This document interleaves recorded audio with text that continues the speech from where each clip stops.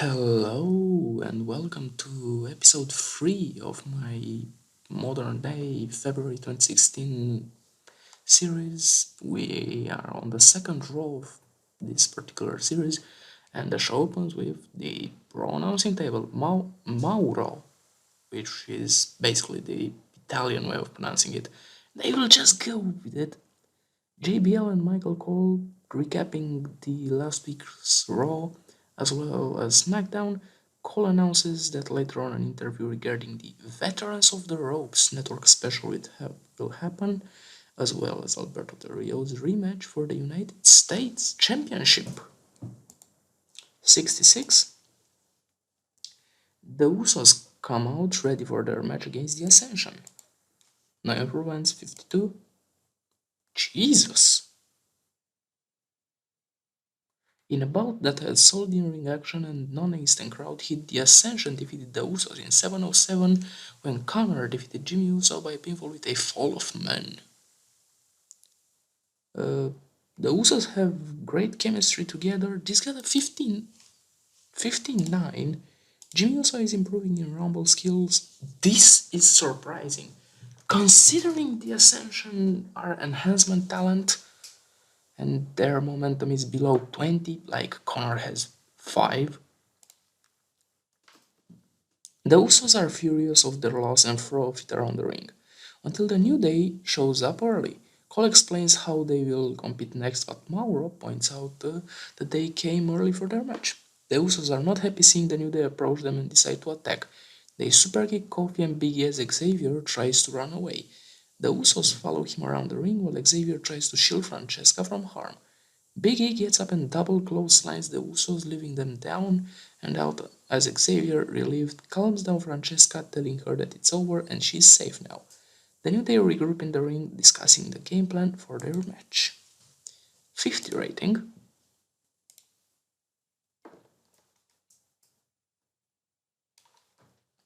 In a bout that had solid in-ring action, but not much window of hit, Manny Andrade, Neville and Sin Cara defeated the New Day in 646 when Manny Andrade defeated Xavier Woods by pinfall with a Brillante driver.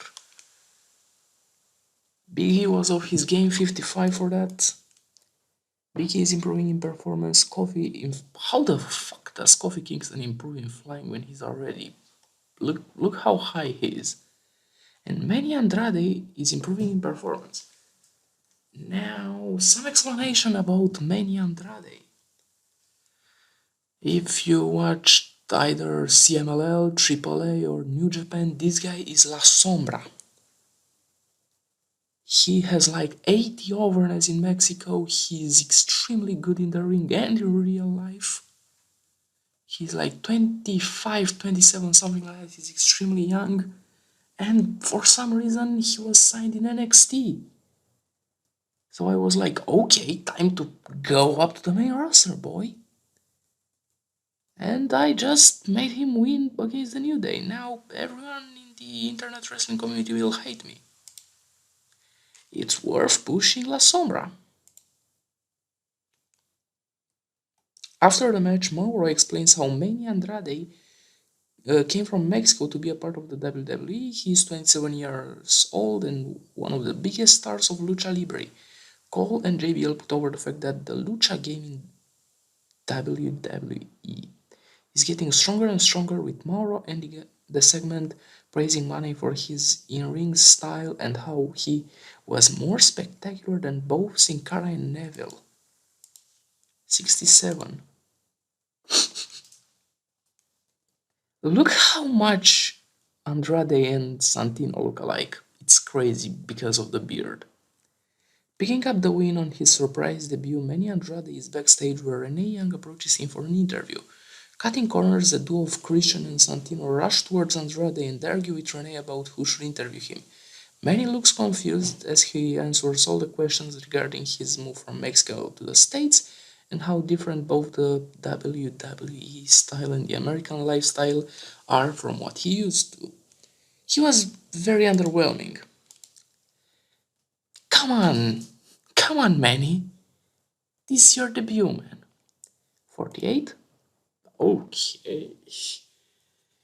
From the interview area, the camera cuts to the authority office where Triple H polishes his title. Hunter talks about how in his absence from NXT, William Regal is doing a fantastic job and how Manny Andrade will be an important piece in the future of the WWE.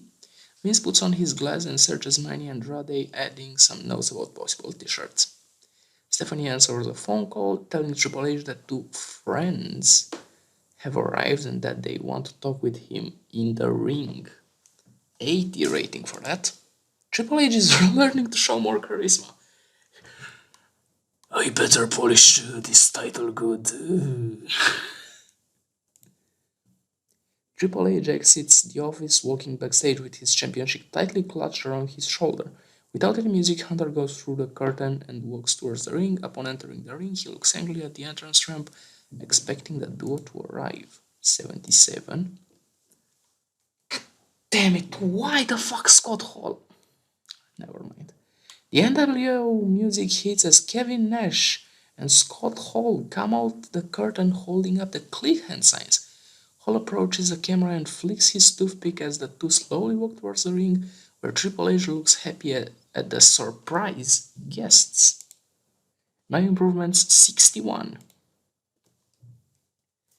Nash and Hall shake hands with Triple H as both of them look at his title, telling him that it's a nice piece to add to the trophy cabinet. Hall explains how they are here for the Veterans of the Ropes series and how their official interview will be later tonight. Hunter tells them that he is relieved that Stephanie was not bringing up someone else to possibly threaten his championship. Nash talks about how Hunter was so busy lately that they couldn't grab any beer, and now that they're finally together, they should lay low for a while. 73. During the commercial break, highlights of Rusev's match with Dolph Ziggler from SmackDown airs, showing the attack after the match and Roman Reigns' save. 63. God damn it.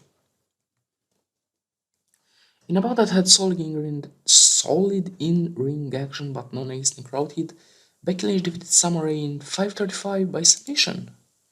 Summer is improving in performance, 47 rating. The announcers talk about the rivalry between Becky and Charlotte and how much it means for Becky to be back on winning ways after the Royal Rumble, especially in singles competition. 64. The camera cuts backstage where the four members of the Social Outcasts jiggle before they enter the locker room. My throat cracked. Inside, Mark Henry watches some of his old matches. The four circle Henry and taunt him about how he lost to a rookie and how a youngster defeated him in his second ever match.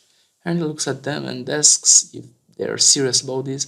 Axel tries to explain their standings, but the other members ignore him.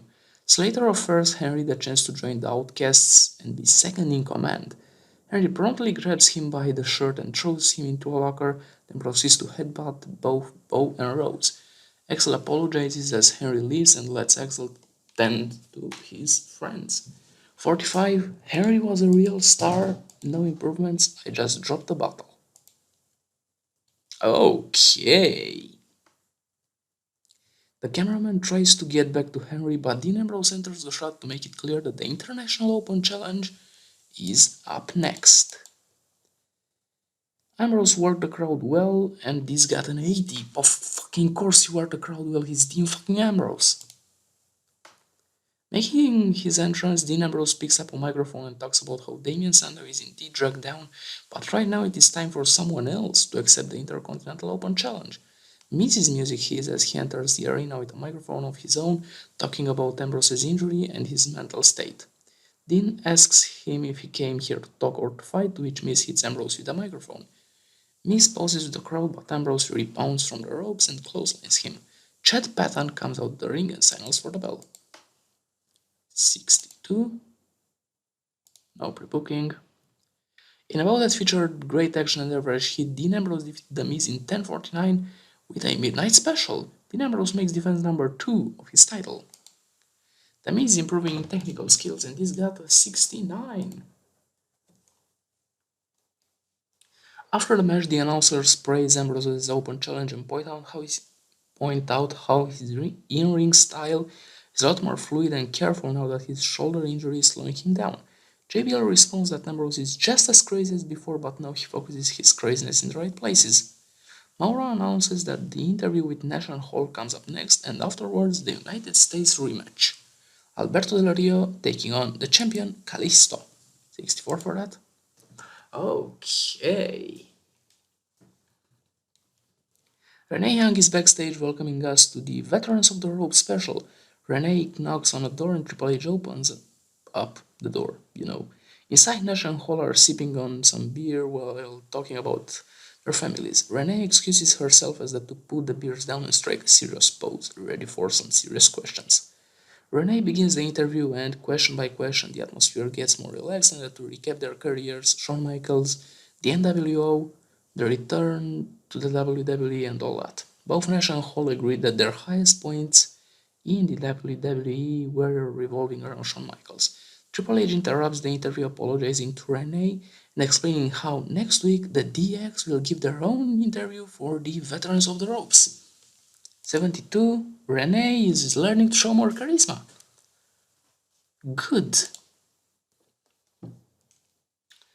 Now, Alberto Del Rio makes his way to the ring, but as Kalisto is performing his own entrance, the rest of the authority members attack him, dragging him to the ring and stomping him.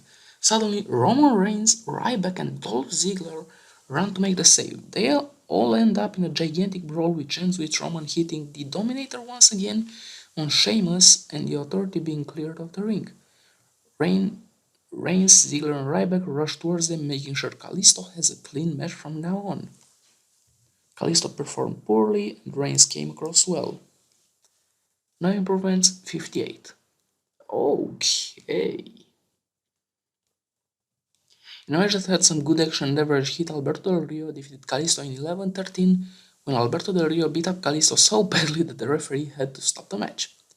Alberto wins the United States title once again. 70 rating for that, no improvements. The announcers announced that as a result of the assault and the pressure during the match, Kalisto's shoulder has been dislocated and he is out of action. It seems like Alberto Del Rio has his United States title safe once again. Mauro announces that once again, AJ Styles will compete, this time in the main event of Raw. Both Cole and JBL ask themselves, who will AJ's opponent be? 62. Backstage, Christian and Edge talk about how so many great moments happened in the WWE thanks to them and how they got even more than what they gave. Edge notices the camera and points out that after the DX interview for Veterans of the Ropes, the fans better have their flashlight apps ready because there is going to be an interview that reeks of awesomeness. Christian, confused, talks about how the cameras evolved during the years and that may be the reason that he had to retire. Edge corrects him, saying that the reason for their retirement was their age. We both get old, basically. Great gimmick for Edge, and his performance was good, no improvements, 72. Cutting back to the arena, the I Am Phenomenal lettering shows once again and AJ Styles makes his entrance after the pyro goes off. Mauro points out that AJ starts to look like a real superstar now and he really appreciates the rock and roll vibes AJ gives while making his entrance. No improvements, 62. Okay. The lights go out as the Y2J lettering shows up on the screen, and speaking of rock and roll, Chris Jericho seems to be AJ's opponent tonight. Jericho gets in the ring and begins to talk trash about how AJ feels he's some sort of big dog here in the WWE. I fucking hate to spell this fucking word. When he's in barely for a week. Jericho makes fun of AJ's cheap leather jacket while pointing to his own shiny one, makes fun, not out. What the fuck? Makes fun of AJ's redneck like hair while pointing to his own, but doesn't finish the smack talk because AJ Styles super kicks him, calling for a referee. No improvements, 78. Once again, Mike Yota is sent out from the back to make sure AJ's match goes smoothly. 12. Oh, come on!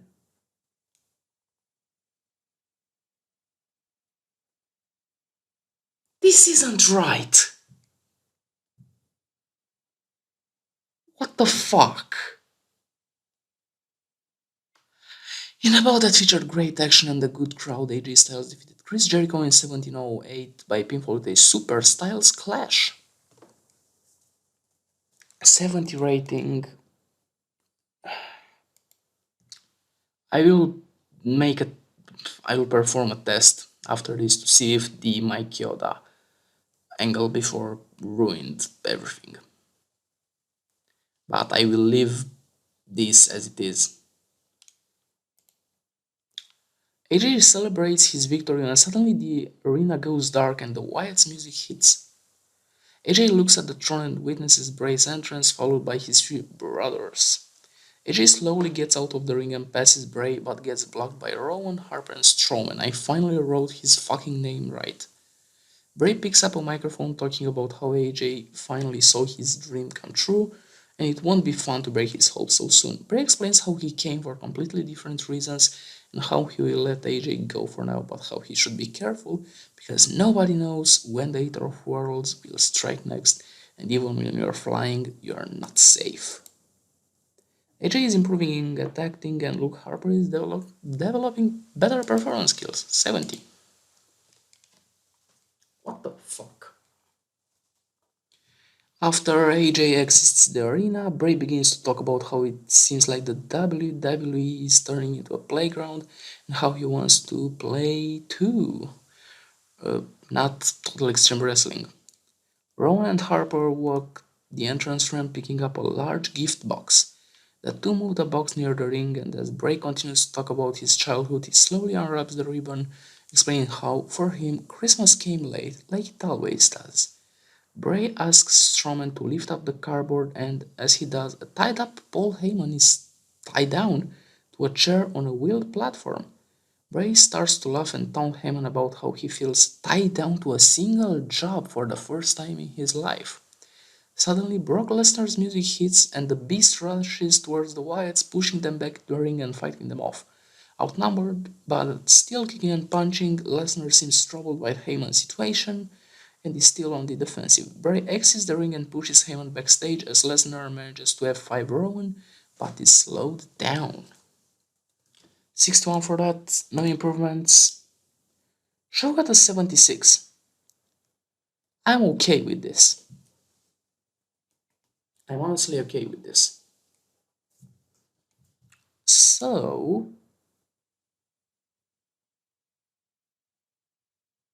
yeah, I actually won't perform the Mike Yoda thing.